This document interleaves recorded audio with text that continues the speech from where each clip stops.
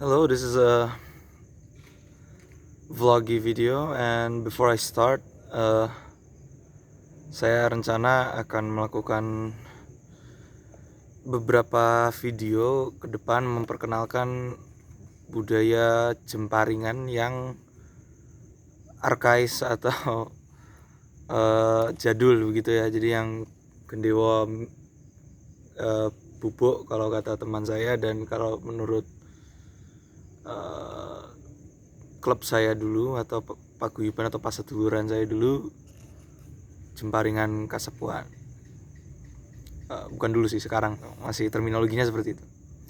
Tapi saya akan melakukan video ini dan dua video dan mungkin beberapa video selanjutnya itu dengan bahasa Inggris, karena saya ingin pengetahuan tentang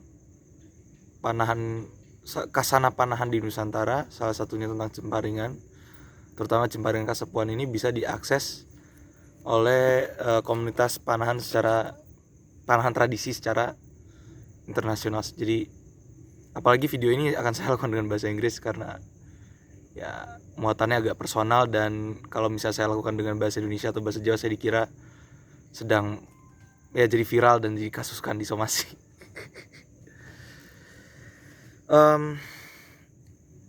So it's a bit of a vlog video now. I'm not used to vlogging, but I think there's benefits to just talking to the camera and just telling your story. And who knows, maybe someone will be inspired or find someone to relate to, in the internet. Sorry for smoking. I'm a smoker. I'm not gonna be ashamed of that.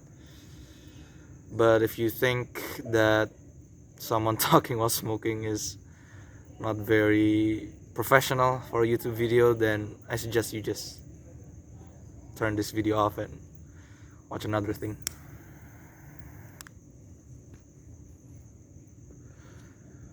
So, as the title said, why I left and came back to Javanese traditional archery. I myself started doing archery ever since I can remember, since I'm a little boy, before even going into like elementary school, because I was born in 2001, and at that time kids were still playing outside, not like right now. So yeah, me and my friends, me and the boys at the time, my uncle actually made my first toy bow. It's just a piece of bamboo with some cord. It's just toy bow, and the string is permanent. You cannot really unstring it. It's tied with a dead knot basically. And I would just have fun with me and the boys. We didn't really shoot at each other. We know not to shoot at each other because it's dangerous. We just shoot at whatever, and yeah, it's very innocent times. And then at elementary school, I think it was 5th grade or 4th grade, I forgot. My parents said, "You're really into archery." I mean, they don't really call it like archery. They're more like, you're really into playing with your bow and arrow. And I was like, yeah, it brings me happiness. I'm happy when I shoot my bow. It's one of the few things that really make me happy, So they decided to register me to a youth archery club. It's not really a youth archery club per se, but it's the club for archery in general. Not really my hometown, the town where I grew up with, the city where I grew up. Now I live in the countryside.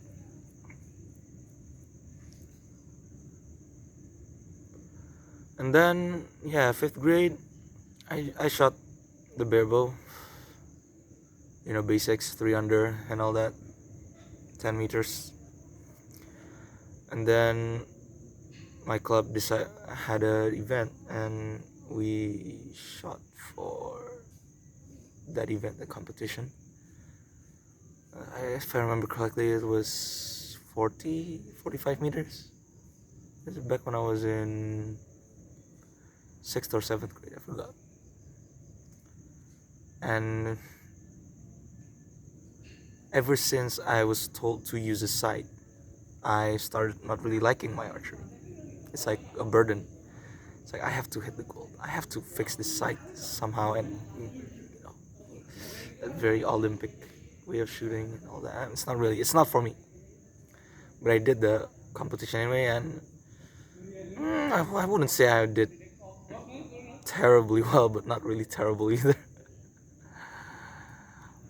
And at that point, I was like, nah, this is not for me. This is not for me. So I talked to my coach. I was like, Coach, I don't really find happiness in this way of shooting. So can I do traditional archery? Because that's what motivated me.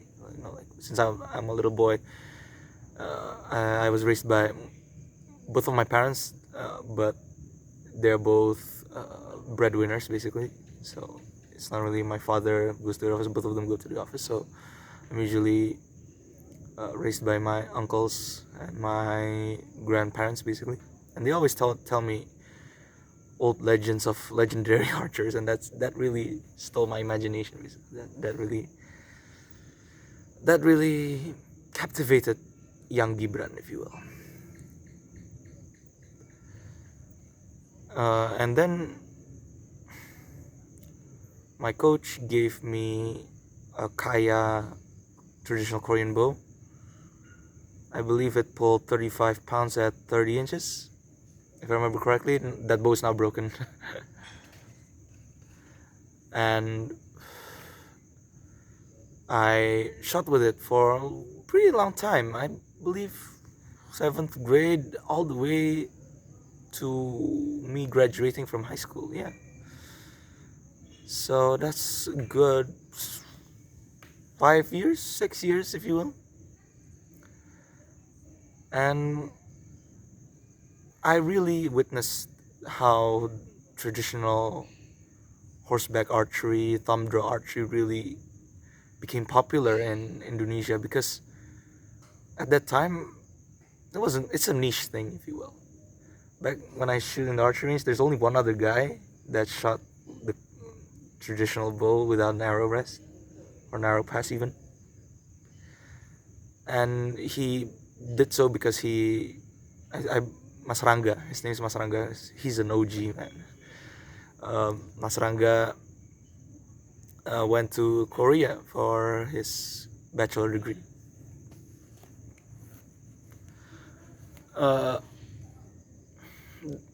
Actually, one of the factors why I'm really in love and still doing traditional archery is actually because of Mas Rangga. So thank you, Mas Rangga. Like, he's someone that I can relate to, if you will, back at those times where it's really a niche thing. And then the head of Indonesia Horseback Archery Association, KPBI, Chief Irfan, Pak Irfan, I would call him just Pak Irfan, but he's commonly known as Chief. Hi, Pak. Hello, Chief. Really motivated me to shoot traditional archery, just to study ancient and medieval sources. And yeah, it's all fun and dandy until 2016, 2017. Indonesia's political and social situation is very effed up those 2 years. I wouldn't really delve deep into it, but it's a lot of sudden orthodoxy, if you will. And I'm not trying to offend my Muslim brothers and sisters. I used to be a Muslim myself. Now I'm Buddhist. But that's my personal. That's religion. Better not talk about it. But Google it. Look at what happened in those 2 years. Google it. How effed up it is. And it's really my mother. I'm not hating on my mother. My mother, I love her with all of my life. I would die for my mother if that would that's the situation, if you will. But you know, she told me like, oh, don't go to, if you want to shoot practice, just do it at the at home or in the forest, in the jungle, because if you go to the range, you'll be influenced by those extremists. Looking back, it's so silly. But yeah, politics really destroys and divides people up. It really stinks. It's not really about religion, it's about politics and the politicization of religion. Religion for political interest. That's the whole bucket of rotten tomatoes. And I think Pak Irfan would agree with me, Mas Rangga would agree with me. Despite me having a different religion back then until now, I'm still Gibran. I'm still the same man that used to pray with them in the Islamic way. And then, yeah, I stopped going to the range, I stopped meeting people, I focused on other things as well, because I'm also a traditional puppeteer. I focused on that. But this video is about archery, not about wayang puppetry. Until I still shoot regularly at home. Like there's my family has a backyard and you can shoot up to like 35 meters. So I shoot regularly at home. Like every weekend I would just shoot. If I'm not practicing my puppetry, I'm practicing my archery. That's my hustle. And then 2019, I graduated high school and moved to where I live right now, Yogyakarta, because it's been my dream to live in Yogyakarta. When I'm in the city, I see myself as more of the rural boy. When I live in the city, it's not really the city, it's outskirts of the city, but it's urban, but it's not too metropolitan, if you will. The city is very metropolitan. While when I go to school, most of my classmates were very metropolitan, and they see me as, you know, have a Javanese accent when speaking Indonesian, and speaks fluent Javanese, does the wayang puppetry, wears an ikat every day. This is not blankon, so I have to tie it. It's like a ready-made bow tie versus stitched bow tie. Yeah, and I became very lonely in high school too, but that's a different topic. So when I moved to Yogyakarta, I really feel like I'm coming back home, because a bit of family history. Yeah, my great grandmother came from this side of the Mississippi, if you will, and my great grandfather also has heritage linked to Yogyakarta. Yeah, so I'm not really an alien here, and I frequently go to Yogyakarta ever since I was since I was a little baby, if you will, because I have family here too.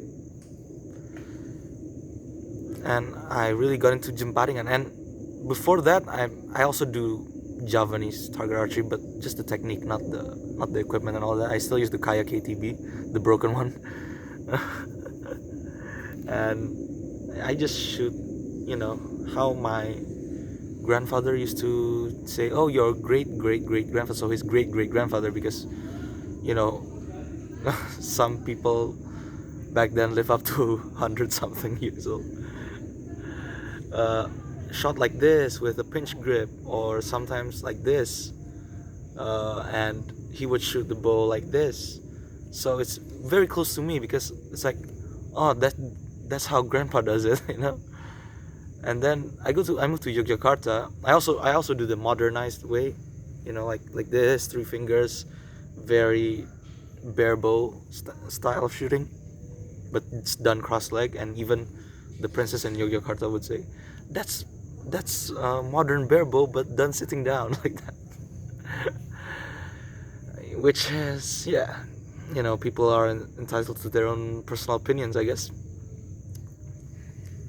And I joined a community, and I still believe I'm still part of the community, Langanastro.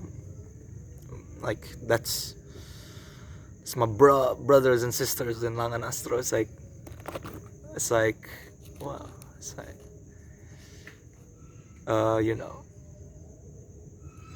once you go Langanastro, you cannot go back. That's how that's good for me.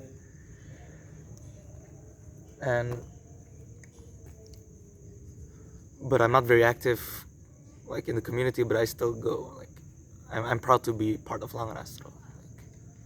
Like, it's a community that really made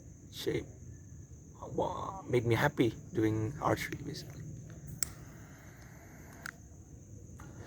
And then the pandemic hit. Now, I know this has been a very tangenty video, but I just want to talk about my archery life so far. And then before the pandemic hit, so it's like mid 2019, I posted about this way of shooting and the history behind it and all that to a Facebook group. And to be honest, it's my fault too. I didn't ask for permission to use that photo. But the reaction and all that, it's so I'm not gonna miss where it's so fucking dumb. Like, they're being all esoteric about it, and they're being all secretive about it, which I really hate. Like, they claim it as something that is the secret of their lineage, basically. Well, it's not really a lineage at all. My my great grandfather shot like that. So, yeah, what secret is there? What esotericism is there? And they gatekeep me, basically. I cannot really ask questions to their guru. I wouldn't even say mentors. Their fanaticism to their gurus already, to their mentors already, like guru. And I don't use it in the Indonesian or Javanese sense of the word. I use it in the English negative connotation sense of the word.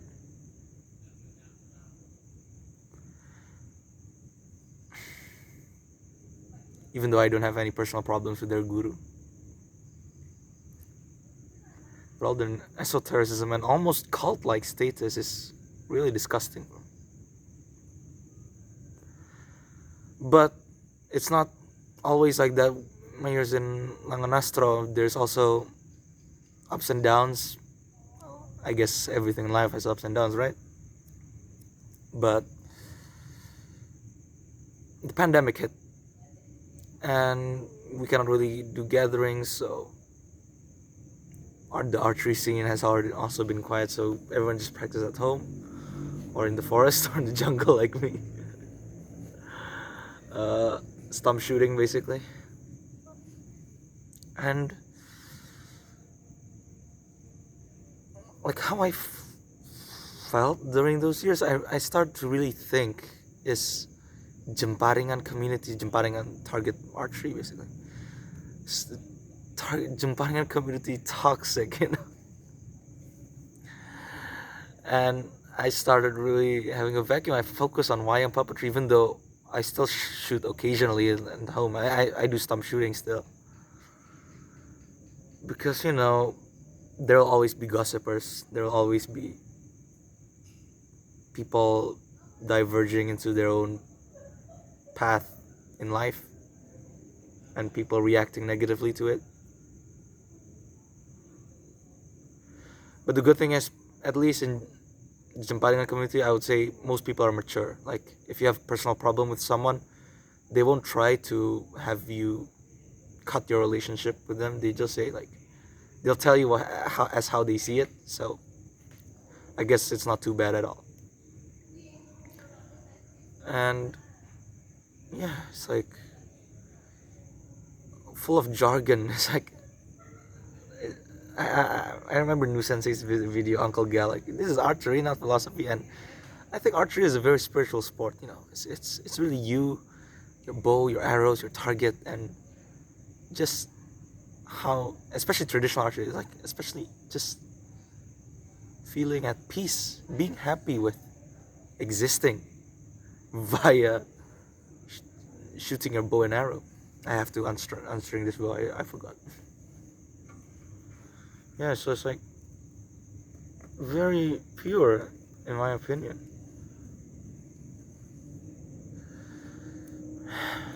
It's really like, if I have to give up, if I have to say like you can only do one sport for the rest of your life, it would be archery, especially Japanese archery, because it's so peaceful. When I do this, I'm happy, especially when I hit the really small targets and the bell rang.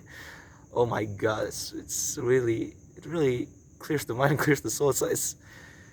It's almost as meditative as roving and stump shooting. So yeah, it's like,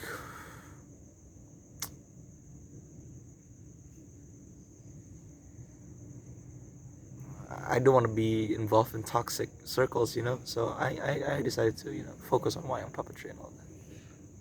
Well, before the pandemic, I see it as wayang puppetry, archery balance. Now I start to have that back. I start shooting regularly ever since the whole pandemic situation has relaxed. So yeah, that's my life so far. In archery, I commented on Archery Adventures once. Jim Grizzly, you're really an inspiration for me.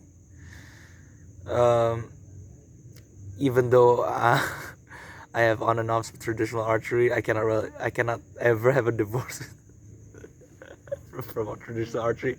It's part of my soul, basically.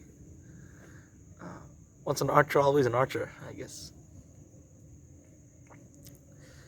So yeah, that's my rambly video, how my life goes so far. So take however you want from this video. It's just rambling.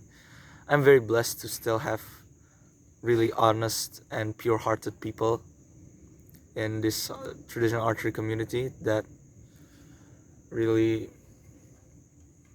keeps me to have faith in the community and have faith in humanity in general. So yeah, maybe share your thoughts in the video, and just be respectful. At least be honest, but be respectful. So if you disrespect me and my opinions, no reason to respect you either. Yeah, sorry for being a bit harsh there. I'm a very blunt person. 23 minutes. Okay. Gibran out. Good day. And shoot straight, guys. See you soon.